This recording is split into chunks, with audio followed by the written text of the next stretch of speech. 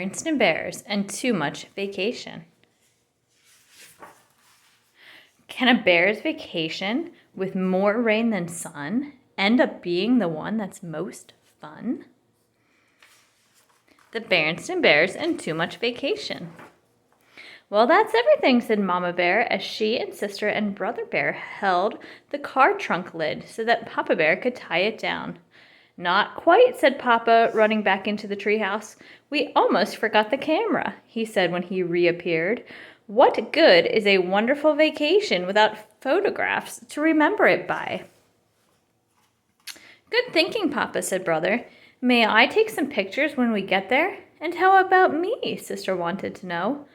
Of course you may, said Papa as they bundled into the car.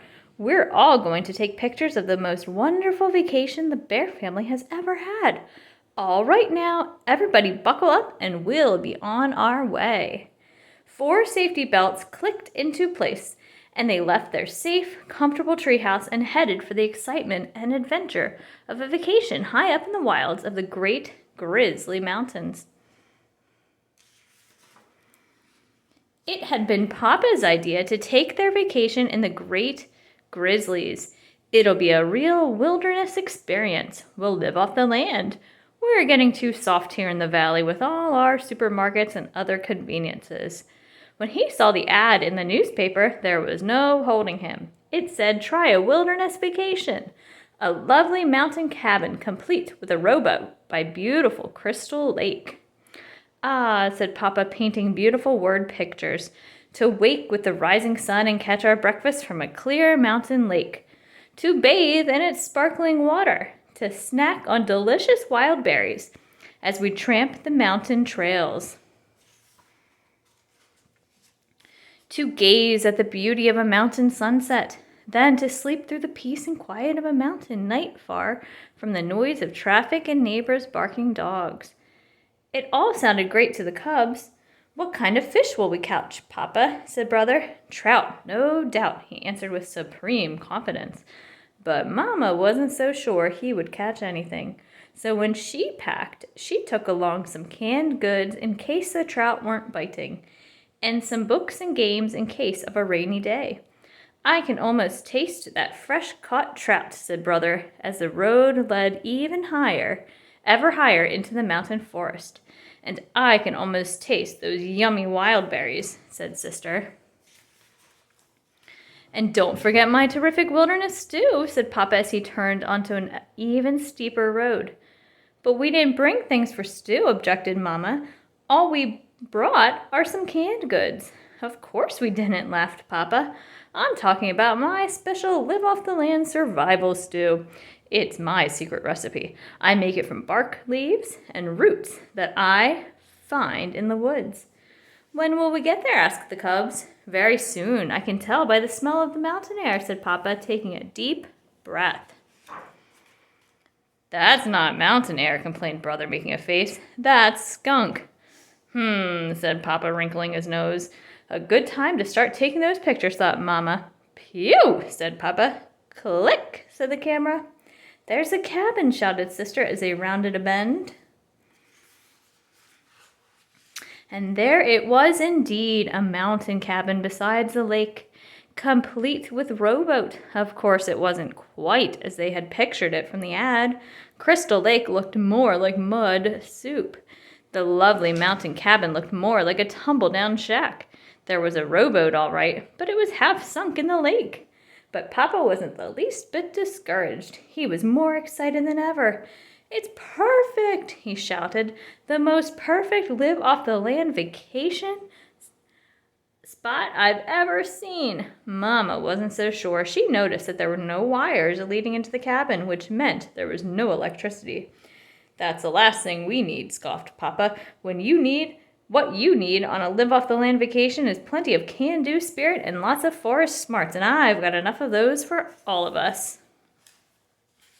He took a cooking pot and a folding chair from the car trunk. Here, he said, making a seat for Mama. This is a vacation. You relax while I gather the fixings for my fabulous wilderness stew. And you two tidy up the cabin, he called to the cubs as he headed into the forest with the cooking pot. But Mama didn't expect to do much relaxing on this vacation, and she wasn't surprised to find that the cabin was an even worse mess inside than it was outside. There was an ankle-deep carpet of twigs, branches, and dead leaves on the floor, and it was practically a museum of spider webs, cocoons, and mouse nests. Time for another picture, thought Mama. Scurry, scurry went the mice. Click went the camera. What's this? Asked Sister as she cleaned leaves out of the sink.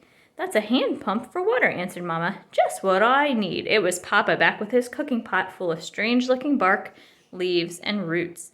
A little water for my stew. He worked the handle. The pump gurgled and squeaked, and after a while began to squirt water, rusty brown water. But he wasn't discouraged. Just what I need for my stew, he said cheerfully. Ready-made gravy. He carried the pot outside where he had prepared a cooking fire.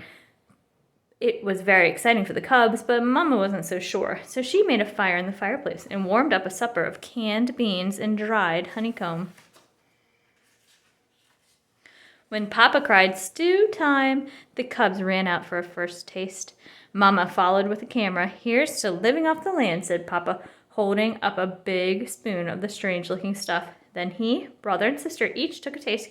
"Yuck," said Sister. "Black," said Brother. "Patooey," said Papa. "Click," said the camera. Mama Bear's supper of beans and honeycomb proved very tasty. Papa Bear stretched and yawned. "Now early to bed so I can get up with the sun and catch our breakfast." The sun did rise, and it was very beautiful, but Papa snored right through it. The frogs, crickets, and owls had made such a racket during the night that he hadn't fallen asleep until just before the rising sun lit up the sky. Papa began to get a little discouraged when he went out to catch breakfast. The boat sank as soon as he stepped into it, and all he caught was a gloppy mudsucker, and that made snuffling noises and stared. "Snuffle, snuffle, glop," said the mudsucker. "Click," said the camera. It was Papa's turn to snap the picture when Mama and the cubs tasted the wild berries. The thorns were something fierce, and the berries were so sour even the birds puckered. Later, there was a perfectly beautiful sunset, but the bear family didn't get to see much of it. They were too busy swatting the swarms of hungry mountain mosquitoes that swooped in from the lake. "Live off the land, you say," shouted Mama as they ran for the cabin. "With all these thorns and mosquitoes, it's more like the land is living off of us." It began to rain just as they reached the cabin, but the roof leaked badly, and pretty soon they had more leaks than they had pots and pans. They spent a miserable night. By morning, they were soaked to their fur, and there was a foot of water in the front stairwell. "Don't worry," said Papa. "The rain can't last forever, and just as soon as I sweep out this water..." But instead of Papa sweeping the water swept Papa out the door, down the muddy slope, and into the muddy, mucky lake. When Mama and the cubs reached him, he looked more like a mud ball than Papa Bear. "Say," he said, looking up at them, "I have a terrific idea. Let's go home." So the bear family loaded up the trunk, put the car top up, bundled into the car, and bumped and splashed down the mountain in the driving rain. The rain had stopped and the sun had come out by the time they reached the valley, and their treehouse had never looked so good to them as it did that day. The next day, Mama took the film to the camera store to be developed. When the pictures came back a few days later, the bear family wrote titles on them. They began to chuckle as they passed the pictures around. The chuckles grew to roaring laughter, and soon they were laughing so hard they cried. "Papa smells the mountain air. We are greeted upon our arrival.